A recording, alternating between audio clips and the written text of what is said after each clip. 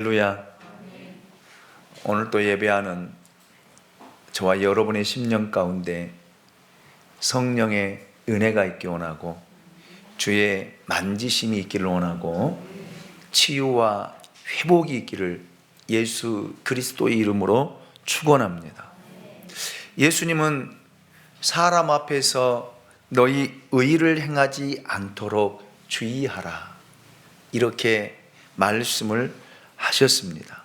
그러면서 진짜 보상은 하나님으로부터 오는 것이고 하나님으로부터 받은 것이다 라고 우리에게 교훈하시고 가르쳐 주셨습니다. 여러분, 누가 진짜 그리스도인가?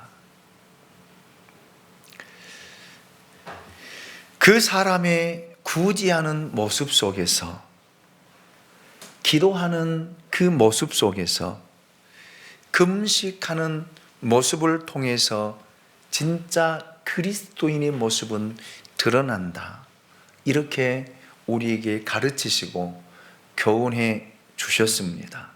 그래서 진짜 믿음을 갖는다는 것은 여러분 결코 쉬운 일이 아닙니다. 참 어려운 일이에요. 고통스러운 일입니다. 우리가 사람은 쉽게 속일 수 있지만 자기 자신과 하나님은 속일 수가 없기 때문에 그렇습니다. 여러분 안에 진짜 믿음이 있느냐라는 말입니다. 여러분 진짜 그리스도인의 삶을 추구하며 살아가고 있느냐라는 말입니다. 왜냐하면 믿음은 하나님 앞에서 행하는 것이기 때문입니다. 이것이 우리 믿음의 위기예요. 위기입니다. 이 믿음의 위기를 예수님은 세 가지로 말씀하셨습니다. 우리가 진짜 믿음을 가지려고 할 때에 첫 번째 장애물은 재물이다. 재물이다. 그것은 우리의 믿음을 파괴하는 가장 큰 세력이다 라고 우리가 말씀을 들었습니다. 그리고 두 번째는 염려의 문제입니다. 어떤 사람은 평생을 염려하며 살아가는 사람도 있습니다.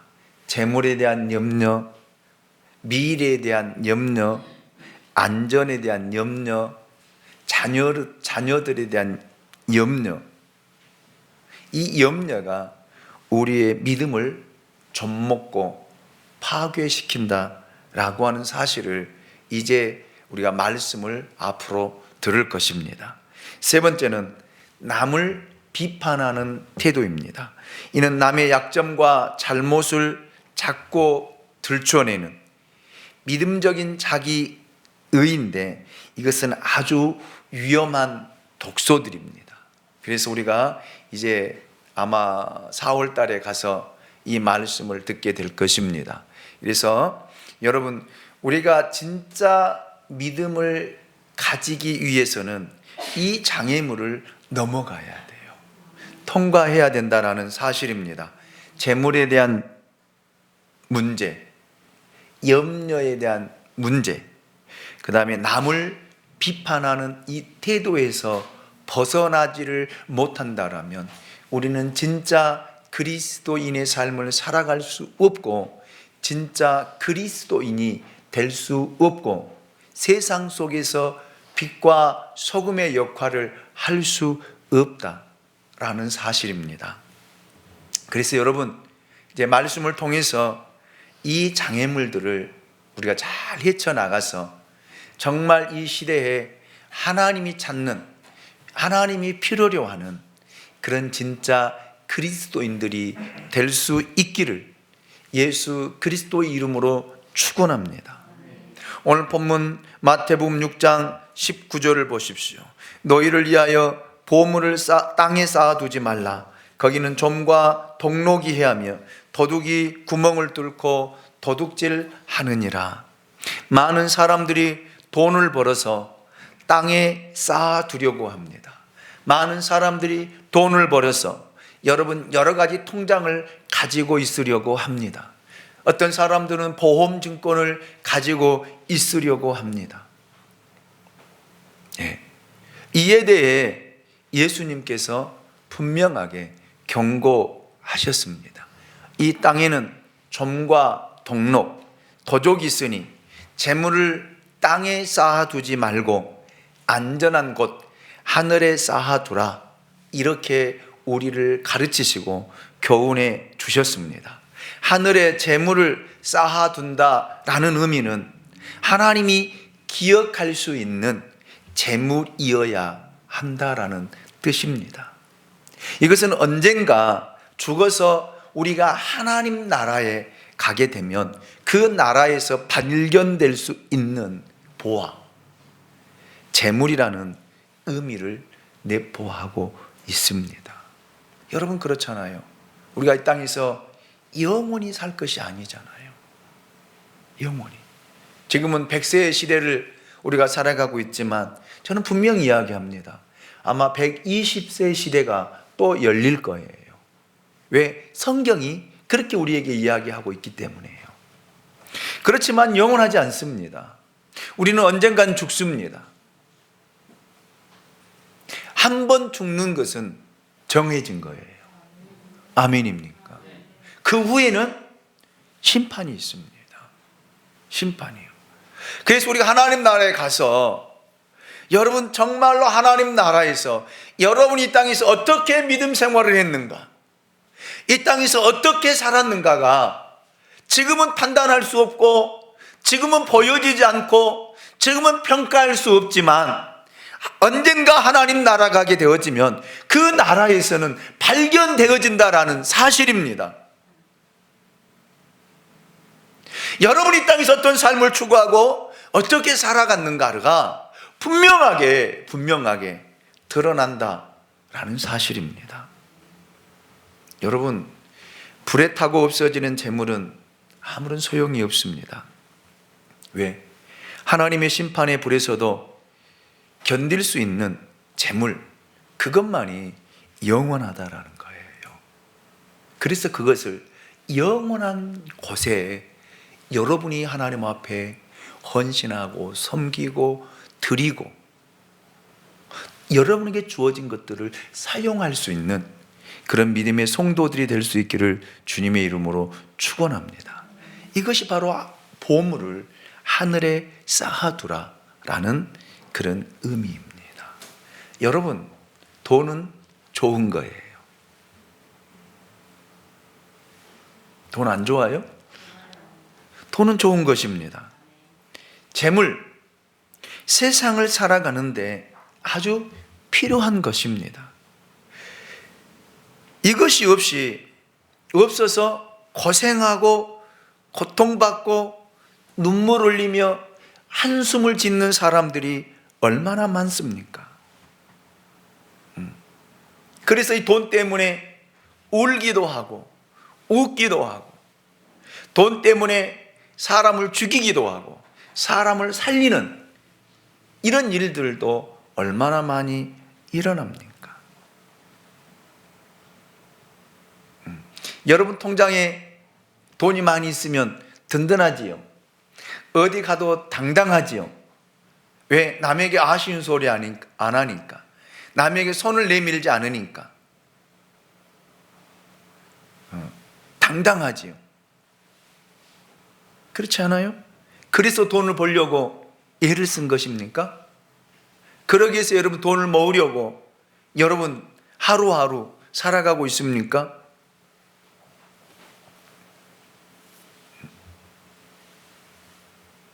어떻습니까?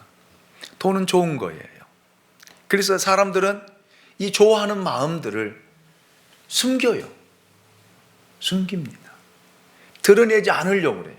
마음은 좋은데 다른 사람들에게 드러내지 않고 보이지 않고 말하려고 하지 않는 것이 어찌 보면 교회에 다니는 사람들의 태도가 아닌가 싶습니다. 그래서 돈 좋아하십니까? 질문하면 돈에 대한 별로 관심이 없는데요. 그저 먹고 살면 되지요. 이렇게 대답하는 사람이 60%예요. 교회 다니는 사람들에게 물어보면요.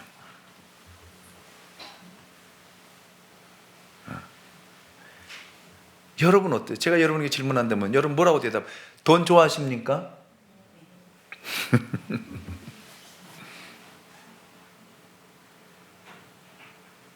사람들은 굉장히 이중적이에요. 진실하지 못한다라는 말입니다.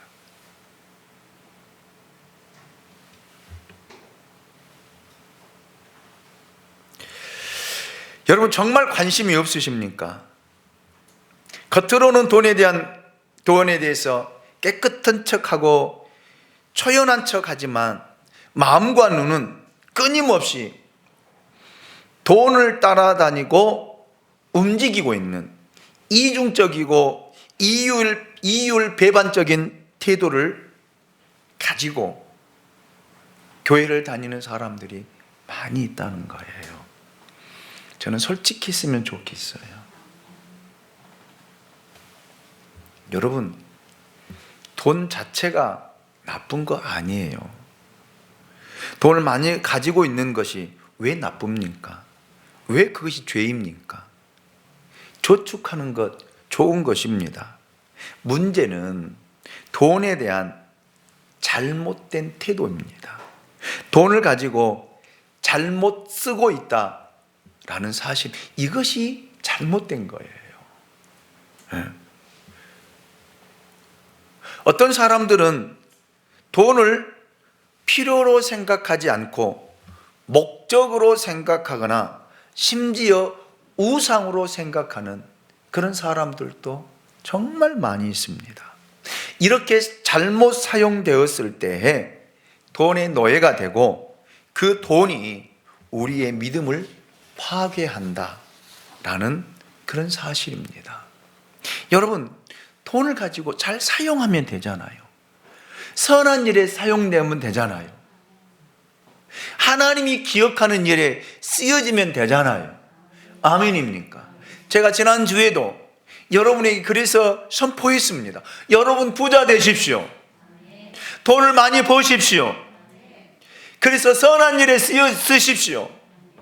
하나님이 기억되어지는 일에 사용되십시오. 그래서 또 한 번 점검을 해봅니다. 여러분 가방에 드링크 한번 내 보이십시오. 자, 보여봐요. 한 사람, 두 사람, 세 사람.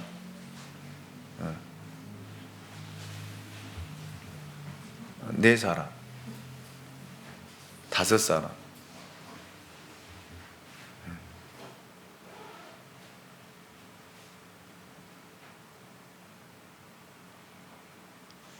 이게 우리 현실이에요.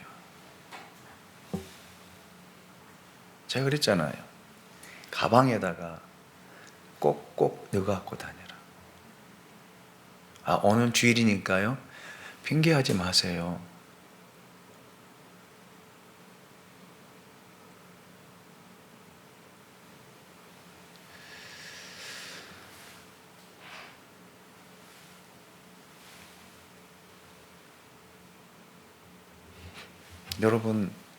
여러분에게 주신 것 가지고 선한 일에 주의 영광을 위해 사용되어질 때에 그것이 하늘에 쌓아두는 것이 될 줄로 믿습니다. 예수님은 돈을 잘못 사용했을 때에 생기는 위험성이 얼마나 큰 것인가를 구체적인 예를 들어 우리에게 설명해 주셨습니다. 그것이 바로 오늘 본문 마태복음 6장 22절 23절입니다. 우리 같이 한번 읽어보도록 하겠습니다. 같이 읽습니다. 시작. 눈은 몸의 등불이니 그러므로 내 눈이 성하면 온 몸이 밝을 것이요 눈이 나쁘면 온 몸이 어두울 것이니 그러므로 내게 있는 빛이 어두우면 그 어둠이 얼마나 더하겠느냐. 아멘. 이 말씀은 내 보물이 있는 그곳에 내 마음도 있다라는 22 일절과 연결이 되어 있습니다. 이런 물질의 유혹과 세력이 얼마나 강한 것인가를 보여주는 그런 말씀입니다. 어디든 여러분 돈이 생기게 되어지면 사람들은 그것에 쏠리게 되고 모이게 되고, 또 여러분 얼마나 많은 사람들이 관심을 가지고 그곳에 모여든지 모릅니다. 오늘날도 그러잖아요. 사람 돈이 없다 해도요, 여러분 마트 가보세요. 분양하는 데 가보세요. 예. 그것은 교회도 예외가 아니며 예수 믿는 사람도 예외가 아닙니다. 이처럼 사람들의 마음을 사로잡는 돈의 위험성을 예수님은 눈의 비유를 들어서 설명하고 계십니다. 눈에는 두 가지 눈이 있다라는 거예요. 첫째는 좋고 성한 눈이 있고요, 둘째는 나쁘고 상한 눈이 있다라고 오늘 본문을 통해서 우리에게 말씀하고 있습니다. 여러분, 눈이 어떤 역할을 하느냐? 몸의 등불이라고 했습니다. 눈은 몸의 등불이다. 저를 쫓아서 합니다. 눈은 몸의 등불이다. 아멘입니까? 만약 눈이 병들지 않았다라면 그 온몸이 밝아진다는 거예요. 반대로 눈이 병들었다라면 온몸은 어둠에 빠지게 될 것이다. 이렇게 교훈하고 있습니다. 좋은 눈은 사물을 정직하게 있는 그대로를 봅니다. 그것을 가리켜 우리는 맑고 깨끗한 눈, 순수하고 진실된 눈이라고 말을 합니다. 이런 눈을 가지고 있는 사람은 사물에 대해 오해나 편견을 가지지 않습니다.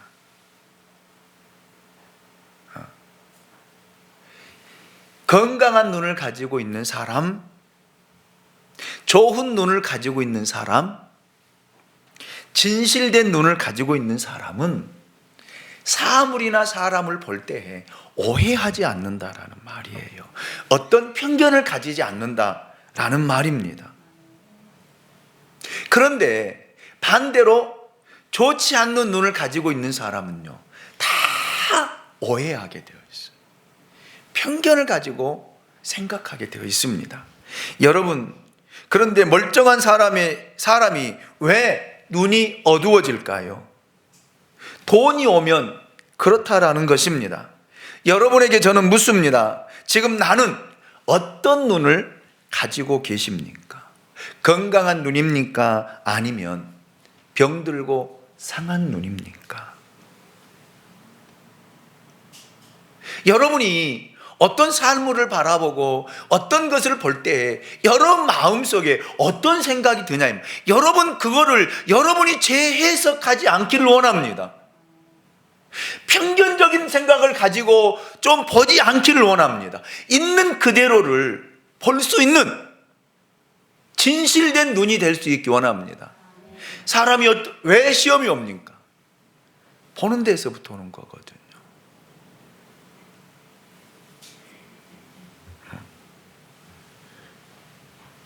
여러분, 눈이 고장났다라고 하는 것은 우리 삶에 엄청난 변화를 가져옵니다.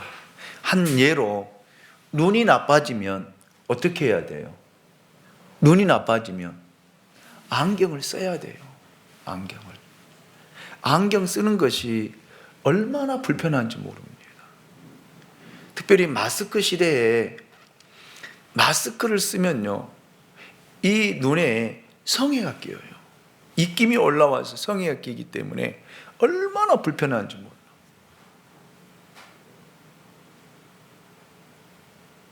그리고 이 안경이 깨끗하지 못하면요, 자욱하게 보여요.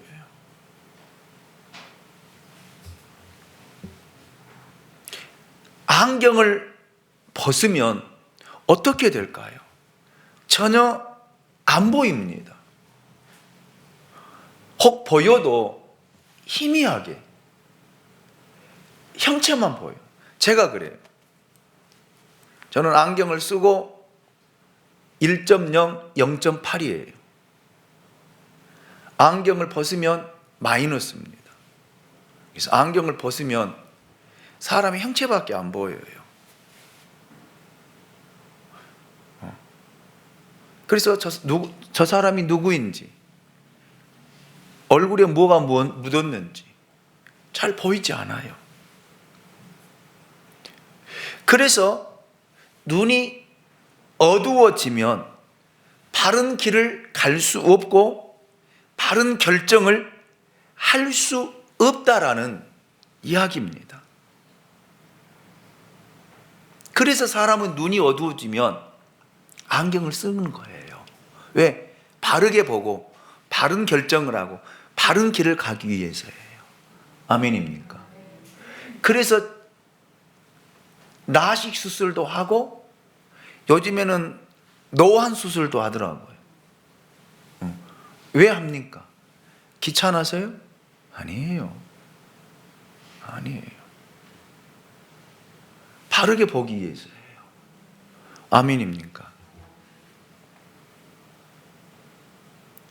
재물이라고 하는 것이 이 정도로 큰 세력을 가지고 있고 영향력을 가지고 있다라는 이야기를 예수님이 눈의 비유를 들어서 지금 말씀하고 있습니다.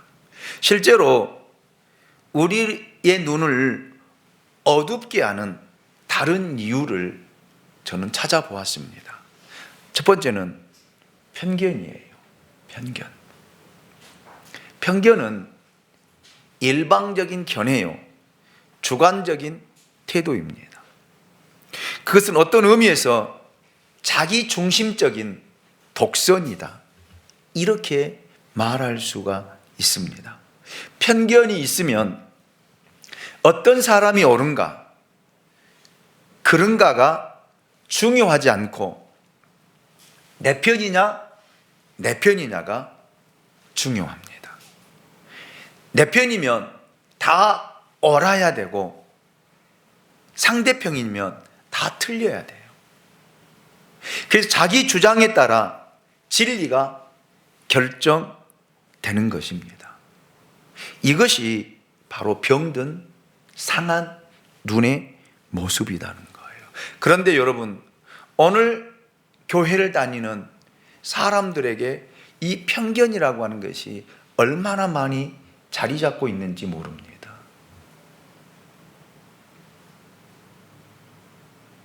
내 생각이 다 옳은 것 같고 내 결정과 판단이 다 옳은 것 같지만 그렇지 않아요. 진리 안에서 저는 하나님 말씀 외에는 다 맞다라고 생각하지 않습니다. 자기의 생각, 자기의 경험, 자기의 세계만이 진리라고 주장하는 것이 편견이에요. 이것이 바로 유대인들의 사고입니다. 유대인들은 예수님에 대해서 지극히 큰 편견을 가지고 있었습니다. 어떻게 나사렛에서 선한 사람이 나올 수 있느냐? 어떻게 저런 시골 촌 마을에서 이런 사람이 나올 수 있느냐? 메시아가 올 수 있느냐? 이런 편견 말입니다. 그래서 그것으로 여러분 그들은 판단하고 예수를 영접하지 못하고 예수를 배척하고 예수를 십자가에 내어주고 결국 죽이는 일까지 하게 되었다라는 말입니다. 바르게 보지 못하고 바르게 판단하지 못하고 바른 길을 가지 못한 이 편견이 결국 이런 결과를 초래했다라는 사실입니다. 우리는 이런 편견들이 우리 안에 너무 많이 있어요. 신앙생활을 오래 했던 사람들은요, 자기의 사고와 생각과 경험들이 진리인 양 주장하고 이야기하는데 이것이 편견이라는 거예요. 이거를 버리십시오. 여러분, 이걸 버리십시오. 그때그때 주님에게 물어보고 그때그때 성령의 인도함을 받으십시오. 오늘 오후 예배 때도 제가 남성교회 헌신 예배를 통해서 인생의 하프타임이라고 하는 말씀을 가지고 설교할 텐데 오후 예배 들어보십시오. 오후 예배. 다윗이 인생의 하프타임에서 인생의 대전환점을 맞이하게 되어요. 그 기점이 사무엘하 2장에서부터 시작이 되어져요. 그런데 시작되면서 다윗이 제일 먼저 했던 게 뭐냐면 하나님께 물어보아요. 물어봅니다. 다윗 어마어마한 경험이 많습니다.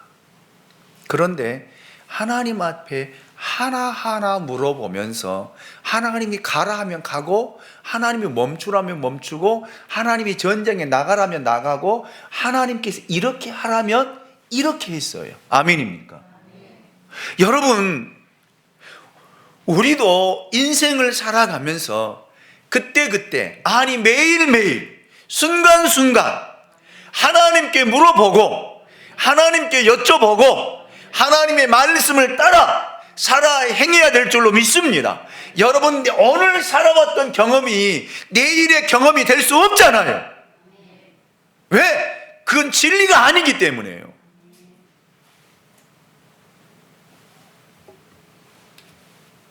이 편견을 버리십시오.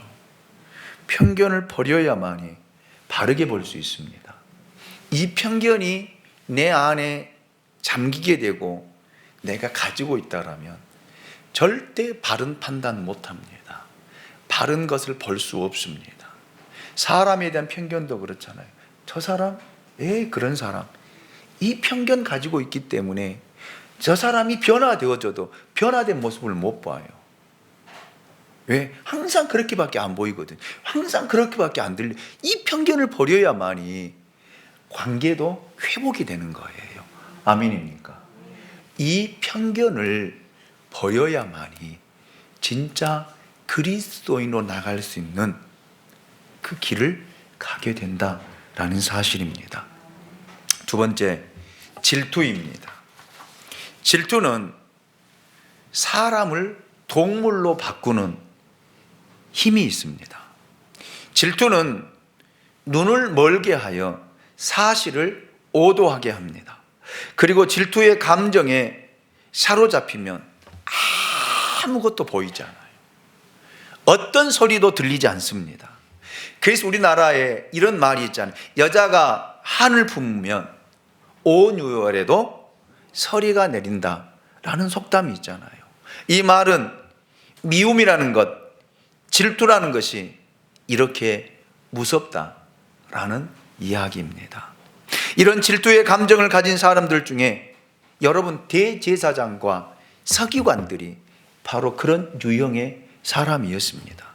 그들은 예수님의 모든 행위를 한편으로는 옳다라고 생각했지만 다른 한편으로는 자기들의 인기와 관심이 떨어지고 하락되어지고 예수님에게 쏠리는 모습을 보고 예수님에 대해서 무서운 질투를 하게 된 것입니다. 결국 그 질투가 그들의 눈을 어둡게 했고 결국 예수님을 십자가에 못 박는데 앞장서는 종교 지도자들의 모습을 우리에게 비춰주고 있습니다. 이렇게 무서운 거예요. 이렇게 겉으로는요 사랑하는 것처럼, 겉으로는요 용서하는 것처럼, 겉으로는요 모든 것을 포용하는 것처럼 이야기하고 사람들에게 인정받고 존경받으려고 하지만 속에는요, 이것이 바로 대제사장과 서기관들의 모습입니다. 그래서 하나님이 보낸 메시아, 구원자, 예수를 못 본 거예요. 못 본 거예요. 이 질투가 그 눈을 가리웠어요. 세 번째, 교만입니다. 교만은 사람의 눈을 어둡게 하여 타인을 인정하지 않으려 합니다. 자기보다 못한 사람은 굉장히 쉽고 가볍게 여기고, 자기보다 높은 사람에게는 머리를 숙이고 아부함으로 자기의 자만심을 만족시키는 것이 교만입니다. 그러나 다른 어떤 이유보다 여러분, 이 재물은 본질적으로 우리의 눈을 어둡게 하고, 이 재물로 인해서 사람은 교만해지는 거예요. 그래서 돈이 좀 있은 사람들 보면요, 말하는 것도 행동하는 것도 굉장히 교만이 묻어나는 그런 모습들을 엿볼 수가 있습니다. 이 사람들이 누구냐면 바리새인들이에요. 자기만 의롭다라는 거예요. 예수님이 이렇게, 여러분, 그 당시에 유대인들과 대제사장과 서기관들, 바리새인들을 통해서 이 말씀들을 하시면서 그들의 눈을 어둡게 하는 것이 바로 이거라는 거예요. 아멘입니까? 하나님이 우리에게 재물을 주셨습니다. 아름다운 자연 환경과 땅도 주셨습니다. 우리는 이것들을 잘 쓰고 관리해야 할 책임이 분명히 있습니다. 특별히 각 개인에게 주신 이 물질, 재능, 은사들을 잘 사용하고 활용해야 됩니다. 왜? 제가 서두에도 말씀을 드렸지만, 우리가 생명 다하는 날, 아니 주님 이 땅에 오시면 우리는 백보자의 심판을 받아야 됩니다. 그 앞에 서야 된다라는 말입니다. 지금은 누가 잘하고 잘못하고 믿음이 있느니 없느니 우리는 이야기할 수 없어요. 판단할 수 없습니다. 평가할 수도 없습니다. 그러나 마지막 때는요, 드러나게 되어 있어요. 그렇기 때문에 하나님이 주신 것 잘 활용하고 잘 사용할 수 있기를 원합니다. 평생의 물질의 노예가 되어 한 손에는 재물을, 한 손에는 예수 그리스도를 들고, 복음을 들고 여러분 살아간다라면 결국은 후회하는 인생이 되고 말 것입니다. 한 번도 온 마음과 뜻, 정성을 다하여 주님을 섬겨보지 못한 채 인생이 끝날 수도 있다라는 말입니다. 예수님은 이러한 눈의 비유를 들어주시고 마지막으로 결론을 이렇게 내리고 있습니다. 마태복음 6장 24절입니다. 같이 한번 읽어보도록 하겠습니다. 같이 읽습니다. 시작. 한 사람이 두 주인을 섬기지 못할 것이니 혹 이를 미워하고 저를 사랑하거나 혹 이를 중히 여기고 저를 경히 여김이라. 너희가 하나님과 재물을 겸하여 섬기지 못하느니라. 아멘. 이 말씀은 하나님과 재물의 타협은 본질상 불가능하다는 것입니다. 둘 중 하나는 반드시 선택해야 된다 라는 사실이에요. 그런데 많은 사람들의 실수는 하나님과 재물을 함께 붙들려고 그래요. 함께 섬길 수 있다 이렇게 생각하고 착각합니다. 그러나 아니에요. 절대로 여러분 하나님과 재물 함께 섬기지 못합니다. 여러분 선택해야 돼요. 둘 중에 하나를 선택해야 돼요. 하나님을 선택해서 하나님이 주신 것 가지고 여러분 선한 일에, 좋은 일에, 하나님 뜻을 이루는 일에, 복음을 전하는 일에 사용되어지면 여러분 우리는 재물을 섬기는 거 아니에요. 재물을 사용하는 거예요. 할렐루야. 할렐루야. 저는 여러분이 이 재물을 마음껏 사용하고 활용할 수 있기를 예수 그리스도 이름으로 축원합니다. 재물 따라가지 마세요. 돈 쫓아가지 마세요. 제가 설교를 준비하면서 마틴 로이드 존스 목사님의 책을 보게 됐어요. 보다가 이 부분에 있어서 그 목사님이 이런 일화를 소개해 놓았더라고요. 그래서 잠깐 소개하고 말씀을 마무리하려고 합니다.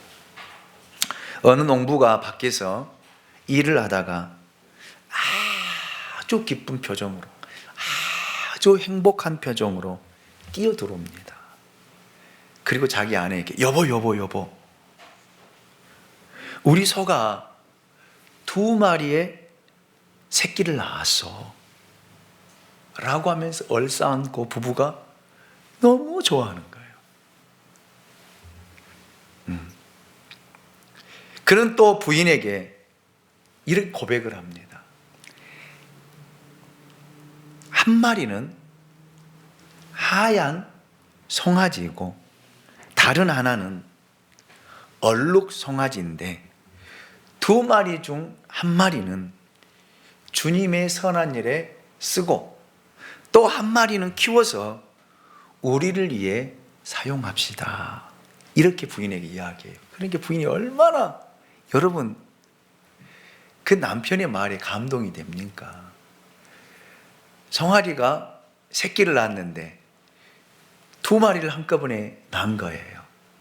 그런데 2마리를 다 자기를 위해 쓰는 것이 아니라 한 마리는 주님을 위해서, 한 마리는 자기를 위해서, 자기들을 위해서 쓰자고 하니까 얼마나 고맙고 감사하겠어요. 그래서 부인이 남편에게 묻습니다. 그러면 어떤 소를 주님께 드리고 어떤 소를 우리가 키워서 우리 것으로 삼겠느냐? 라고 물었더니 그 농부가 대답하는 말, 지금은 둘 다 새끼니까 그런 걱정하지 말고 잘 키웁시다. 잘 키워갑시다. 맞아요, 틀려요? 맞아요, 틀려요? 뭐가 틀려요? 응? 지금은 막 나와서 새끼니까 잘 키워서 그렇게 사용하자는데 틀렸어요? 뭐라고요? 어떻게 바로 드려?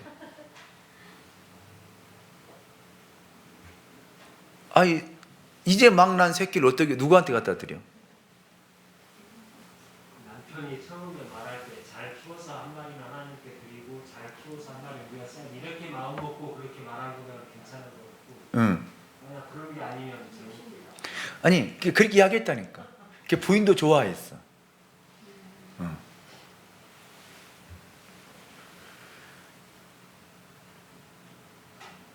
여기 함정이 있는 거예요. 몇 달이 지난 어느 날 농부가 아주 슬픈 표정으로 부인이 있는 부엌으로 들어옵니다. 여보, 큰일 났어. 소 한 마리가 죽었어. 그래서 부인이 묻습니다. 당신은 어느 소가 주님의 소이고 어느 소가 우리의 소인지 결정하지 않았느냐? 그런데 남편은 와서 뭐라고 이야기하냐면요. 여보, 주님의 소가 죽어버렸어.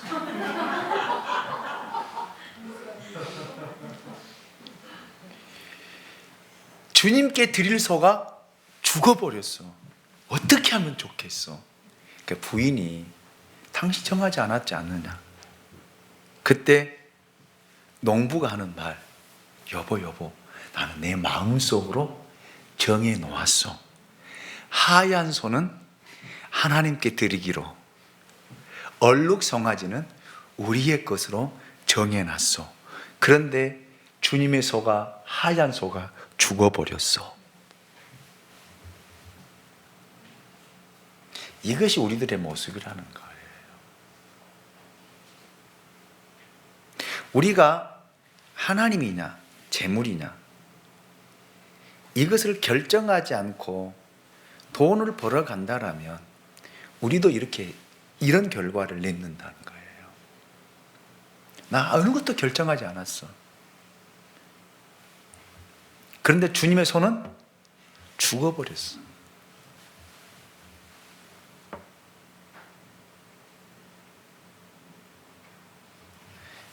여러분, 우리는 열심히 돈을 번다고 합니다. 시간을 쪼개가면서 잠을 자지 않고 먹지 못하고 쉼 없이 돈을 벌어갑니다.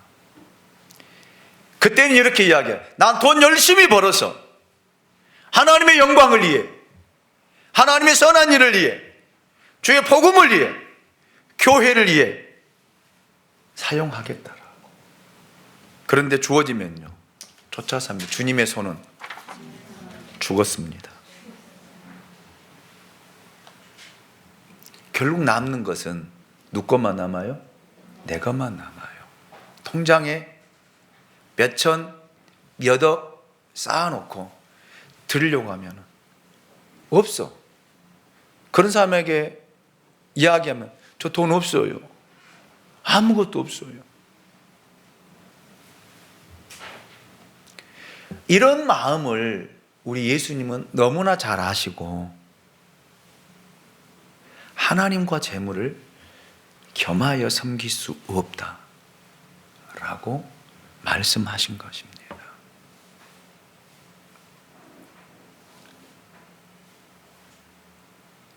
지금 하지 못하는데 나중에 돈이 생기면 한다고요?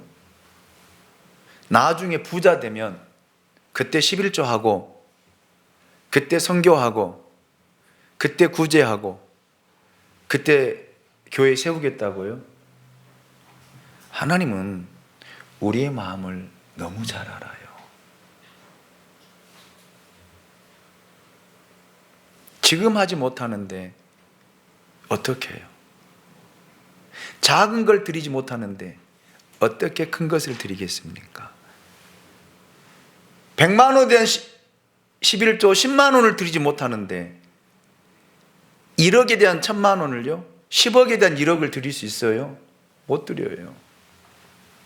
하지 못합니다.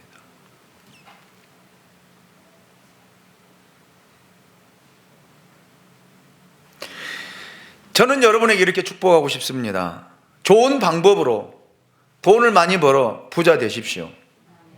그리고 많은 사람들 돕고 섬기는 선한 일에 사용하십시오. 지금부터 믿음의 훈련을 통해서 여러분 이렇게 사용되어져 간다라면 하나님은 여러분들에게 1달란트 맡겼다가 2달란트 주시고 2달란트 맡겼다가 5달란트 주시고 5달란트 맡겼다가 10달란트를 주어서 10거울을 다스리는 권세를 주실 것입니다. 이것이 바로 하나님이 기억해 주는 그리스도인들의 모습이라는 것입니다. 이것이 성경에서 말하고 있는 축복의 진정한 통로라는 거예요. 여러분 진정 하나님 앞에 축복받기 원하십니까? 진정 예수 그리스도 안에서 여러분 부자 되기를 원하십니까? 그렇다라면 여러분이 어떤 일에, 무슨 일에 어떻게 사용할 건가를 결정하시고 시작하십시오. 그러면 하나님 안에서, 그리스도 안에서 진정한 부자가 될 것입니다. 진정한 거부가 될 것입니다. 세상 부자 전 부럽지 않아요. 세상 부자 되어봤자 여러분 세상 끝나는 날, 여러분 죽는 날 한 푼도 가져가지 못합니다. 결국 가지고 가는 것 수의 한 벌 입고 가요. 그런 세상 부자 되어져서 하나님 앞에 섰을 때 책망받는, 여러분 하늘에 아무것도 쌓아놓지 않는, 보화가 없는 어리석은 종교인이 아니라 여러분 하나님 주신 것 가지고 더 많은 것들로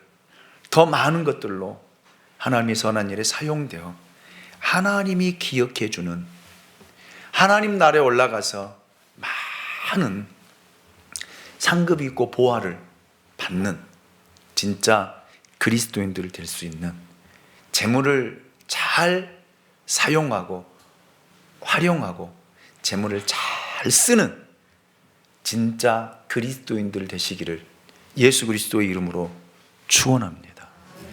기도합니다.